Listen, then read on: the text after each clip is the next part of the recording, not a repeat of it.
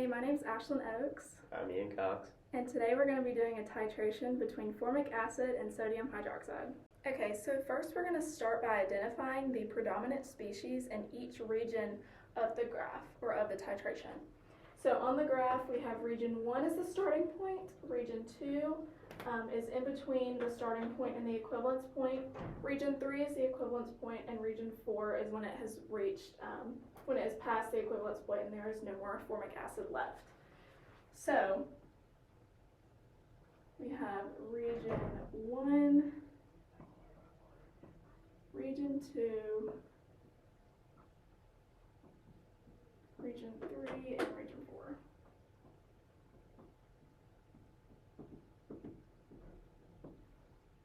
So in region 1, before we have added any sodium hydroxide, we are only left with, or we only have the weak acid formic acid.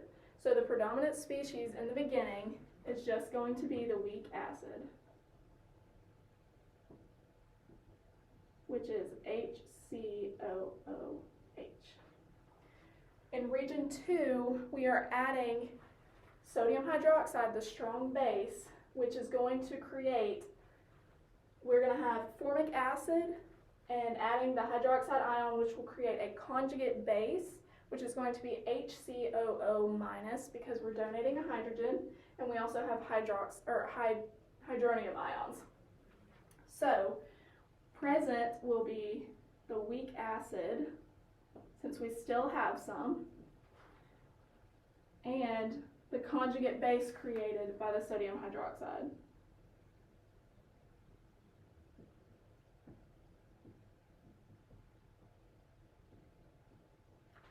Which is HCOO minus.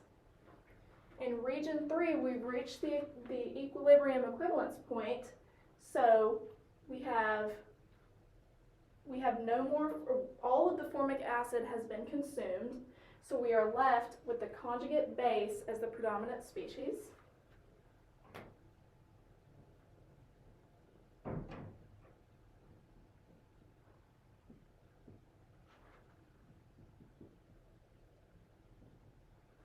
And then in region 4, everything has been consumed and we are only left with NaOH, which is a strong base with the hydroxide ion OH.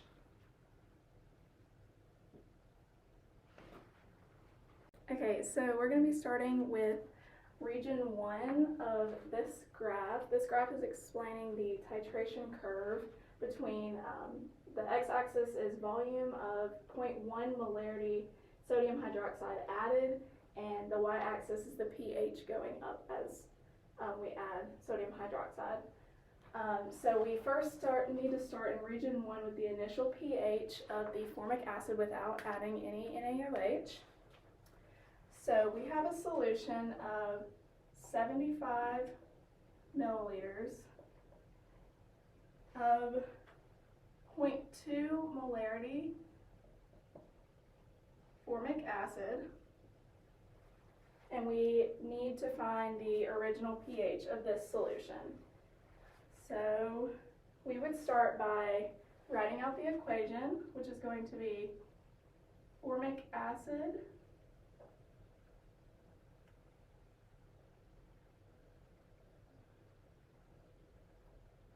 plus water in the liquid state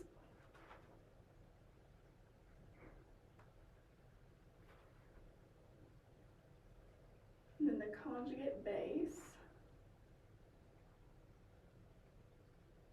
along with the hydroxide ion. So since we have the original equation, we can form an ice table. And we're starting with a concentration of 0.2 molarity formic acid. Water is not a part of this because it's in the liquid state. And then we start with 0 concentrations of these two. So this would be minus x plus x, since these are products, and the equilibrium would be 0.2 molarity minus X, and these two would just be X. So then we need to set up our K expression, and we found through the textbook that the K expression, or the K value for formic acid was 1.8 times 10 to the negative 4. So we would set this value equal to the K expression that we will form with these. So it's products over reactants. It's going to be X times X over, now the percent ionization is going to be low for this since it's a very small K value. So it would just end up being 0.2 molarity on the bottom for the reactants. We would multiply these two numbers, and this would end up being X squared. So X squared is going to equal 3.6 times 10 to the negative 5th. You would take the square root of both sides, and X would be equal to 0.006. And that's going to be our concentration of our hydronium ion. So we know that pH equals the negative log of the concentration of hydronium ions. So pH is going to be equal to the negative log of 0.006. So our initial pH is going to equal 2.22. Okay, so now we're going to be looking at region 2, which on the graph is going to be right here with 25 milliliters. It's not quite 50. So our question is, what is the pH of a 75 milliliter 0.2 molarity formic acid solution after adding 25 milliliters of a 0.1 molarity sodium hydroxide? So to start off, we're going to need to find the moles of formic acid as well as the moles of the hydroxide ion. So to find the moles of formic acid, we know that molarity equals moles per liter. So we need to convert this into liters. We're going to do 75 milliliters. And we're finding liters, milliliters. So for every 1 liter, there is 1,000 milliliters. So we have 0.075 liters. So continuing, we have the concentration is 0.2 molarity equals, we're finding moles, and we have 0.075 liters. You would multiply these two numbers, and you would come out with 0.015 moles. You would repeat the same process for the hydroxide ion. That's OH minus. So we would need to convert the 25 milliliters into liters with the same conversion. So that would be 0.025 liters. So the concentration is 0.1 molarity equals moles over 0.025 liters. So when you multiply these two numbers together, you're going to get 0.0025 moles. So now we have both of the mole values. We can then set up a before reaction, during reaction, and after the reaction table, which is similar to an ice table. However, our reaction now is formic acid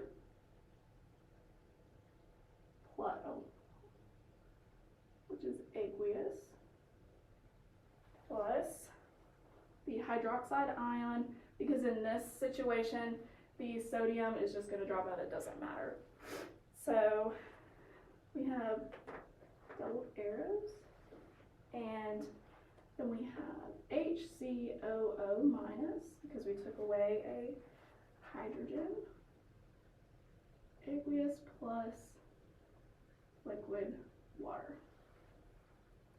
Okay, water is not going to matter in this situation, so we have the BCA. And with the BCA tables, we're dealing with moles, that's why we figured out moles instead of molarity. So we have 0.015 moles for formic acid. We have 0.0025 moles for the hydroxide ion, and we start with 0 for the conjugate base. Okay, out of these two, the hydroxide ion has the least amount of moles, so it's the limiting reactant. So we would subtract the limiting reactant from both.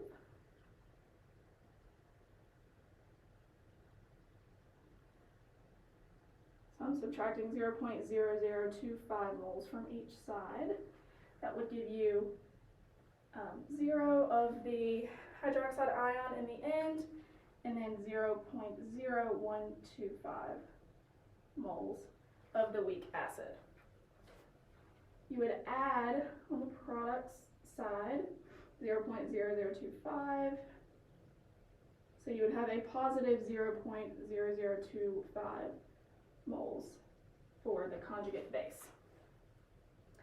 So we need to take into account that the total volume is now 100 milliliters because of 75 plus 25 equals 100.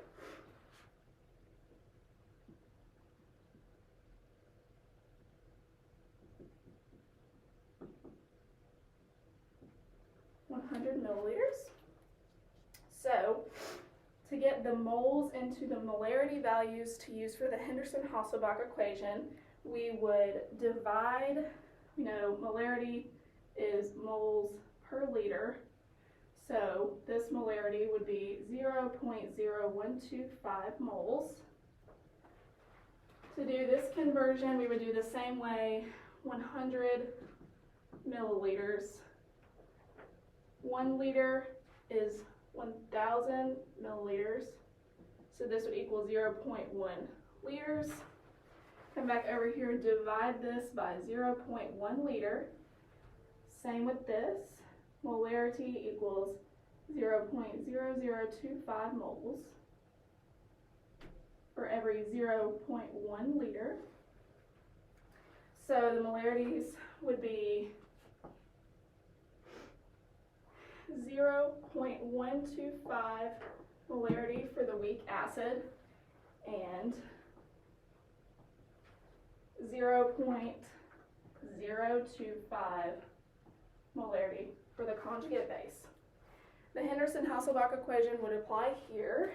So we know that pH equals pKa plus the log of the base over the acid. So, you see it? There we go. The pH would equal the negative log of our original Ka value, which is 1.8 times 10 to the negative 4th.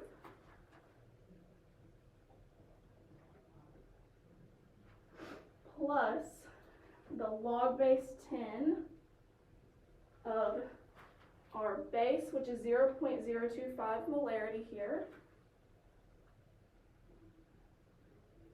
over the concentration of our acid, which was 0.125. There you go.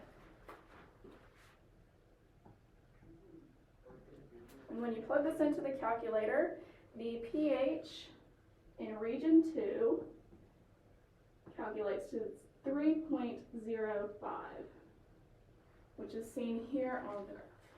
Alright, for region 3, we are looking at what is the pH after adding 125 milliliters of our 0.1 molarity sodium hydroxide. So from region 2, we know that our moles of formic acid is staying at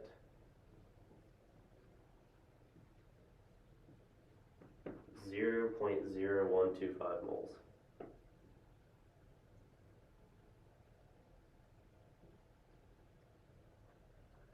There we go. But now we have to calculate the moles of our hydroxide since we've added more.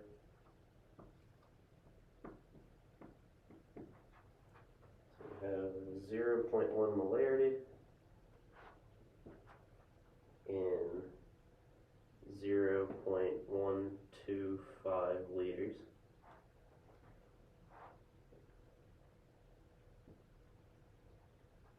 And for this, so we're just going to multiply these two values together, and then we get 0.0125 moles as well.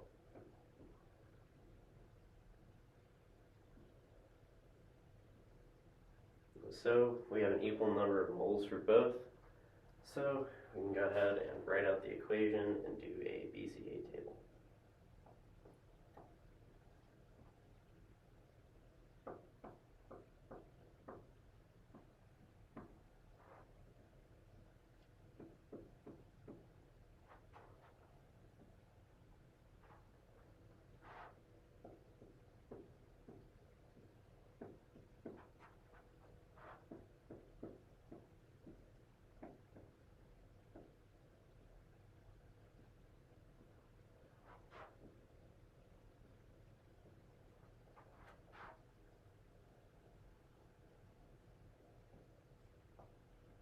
So we have our table. We can go ahead and put in the 0.0125 moles of both.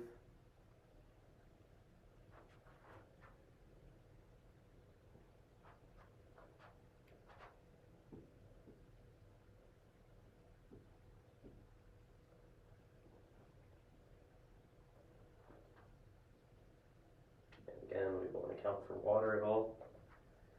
And then since technically neither is the limiting reactant, we're just going to subtract 0.125 from both, 0.0125. So we get 0, 0, and then we can add 0.0125 for our conjugate acid, and we will get 0.0125 moles for our conjugate acid. But since the conjugate acid is the only value we have here, we have to do an ice table to get the concentration.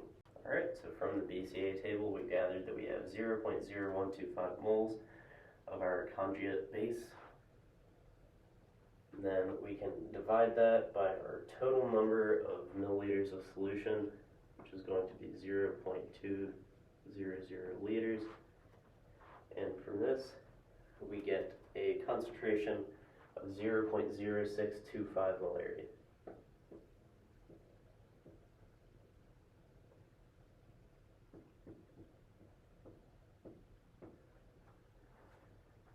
There we go. Alright, so now we can write out the equation for our conjugate base in water.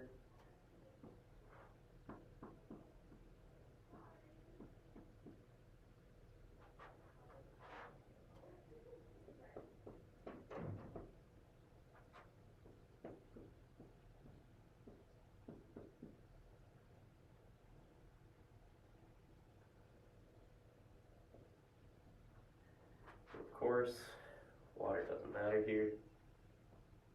Then we can make our ice table. So we can use the molarity here, 0.0625.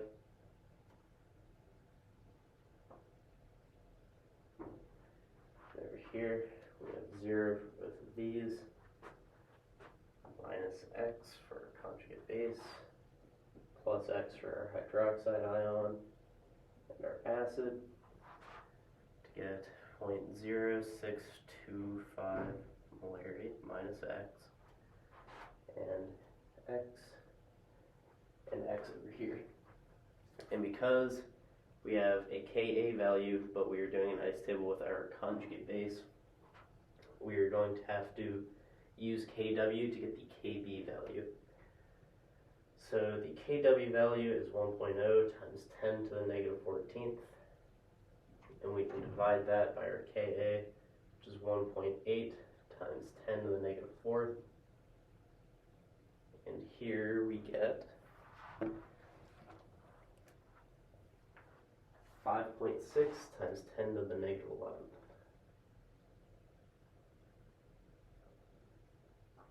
For our Kv value. So we can use our Kv value, 5.6 times 10 to the negative 11th, and set that equal to x squared for 0.0625 molar minus x. However, since our percent ionization is going to be low, we can do 0.0625 and leave out the x. So we will multiply 0.0625 by 5.6 times 10 to the negative 11th, and then take the square root of each side, so that our x is equal to 1.86 times 10 to the negative 6th.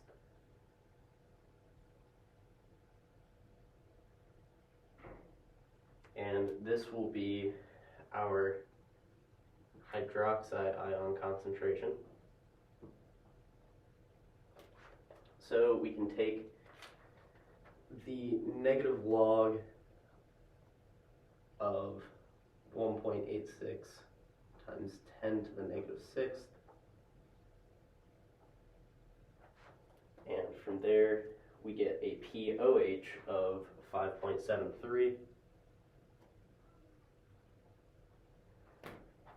And then we can just do 14 minus 5.73 to get our final pH value of 8.27.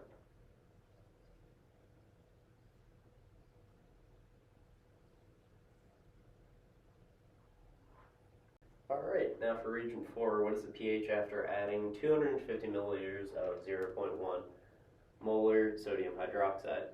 And at this point, we would be up here past our equivalence point, so all of our weak acid should be completely neutralized. So we're going to go ahead and calculate the moles of our formic acid.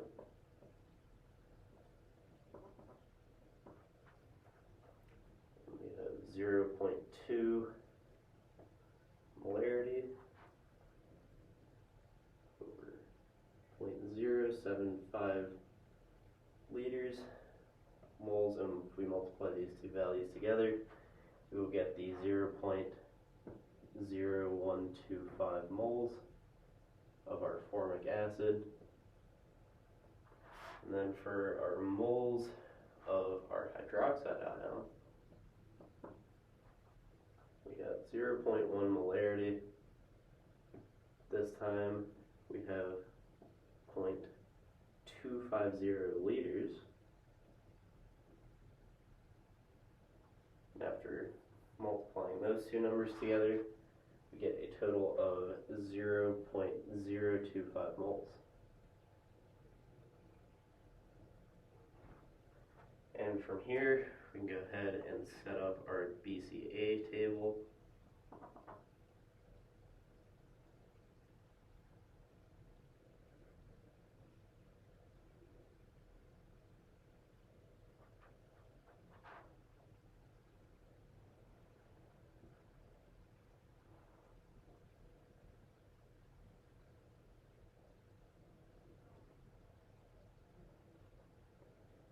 Don't have to worry about water.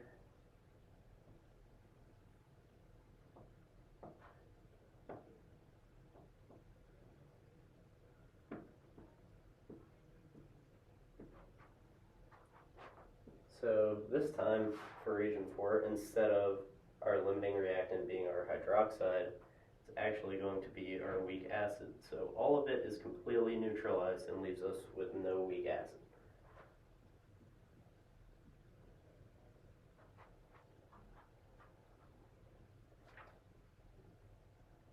And since it's been completely neutralized, this doesn't actually matter either. And then our final value for our OH is going to be 0.0125 moles.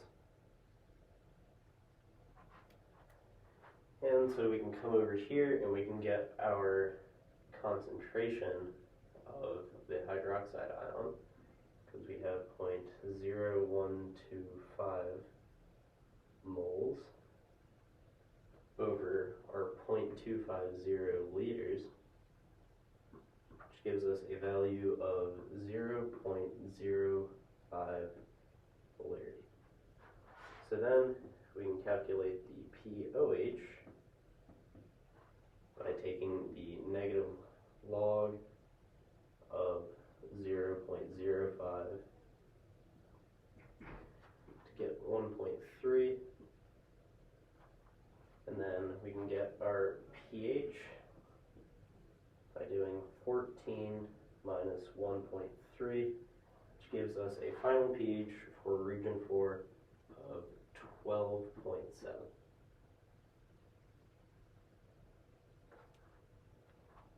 Our real-world example of an acid-base titration is in the purity control of the drug ephedrine, where perchloric acid is used as the titrant, which would be a weak base with a strong acid, which is the opposite of the one we did here.